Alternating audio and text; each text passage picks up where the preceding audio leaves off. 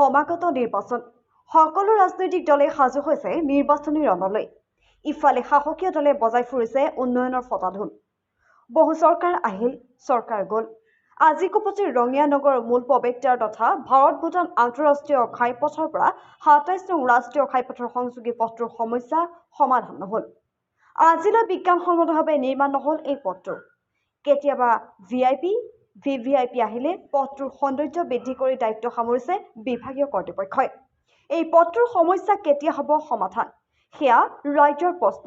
ৰাজ্যিক বিজেপিৰ সভাপতি ভৱেশ কলিতা আৰু সাংসদ দিলীপ শইকীয়াৰ। নিৰ্বাচনৰ পূৰ্বে বহু উন্নয়নৰ জয়গান গাই ফুৰা চৰকাৰৰ দিনত বাটপথৰ বহু উন্নয়ন কৰি আহিছে যদিও ৰঙিয়া নগৰৰ মূল প্ৰৱেশদ্বাৰৰ দুৰৱস্থা দেখিলে কি ক'ব আপুনি? এজাক বৰষুণতে সাগৰ সদৃশ পৰিৱেশৰ সৃষ্টি হৈছে বিদেশী নাগৰিক তথা ৰঙিয়া নগৰলৈ প্ৰৱেশ কৰা লোকসকলক আদৰণি জনোৱা এই পথটো। সংবাদ মাধ্যমত বাতৰিৰ শিৰোনাম দখল কৰা এই পথটোলৈ চকু নপৰে বিভাগীয় কৰ্তৃপক্ষই। কেতিয়ালৈ পৰিত্ৰাণ পাব এই পথটোৰ নৰক নৰক যন্ত্ৰণাৰ পৰাই জনসাধাৰণে সেয়া লক্ষণীয় হৈ পৰিব।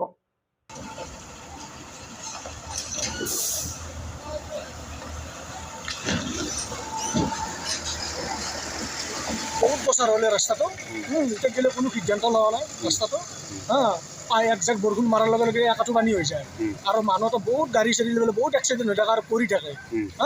এতিয়া আমাৰ অতি সোনকালে আমাৰ ৰাস্তাটো অলপ সাৱধান কৰিব লাগে আৰু ৰাস্তাটো অলপ ঠিক কৰি দিব লাগে, নহ'লে বহুত অসুবিধা আছে। মানুহ পৰহি দিনা পৰি গ'ল, এটা ছোৱালী এটা পৰি পেলাই ঠেং হাৰা ফাটি গৈছে ছোৱালীটো, এই গাঁতাত পৰি পেলাই এনাম গাঁতা হৈ আছে।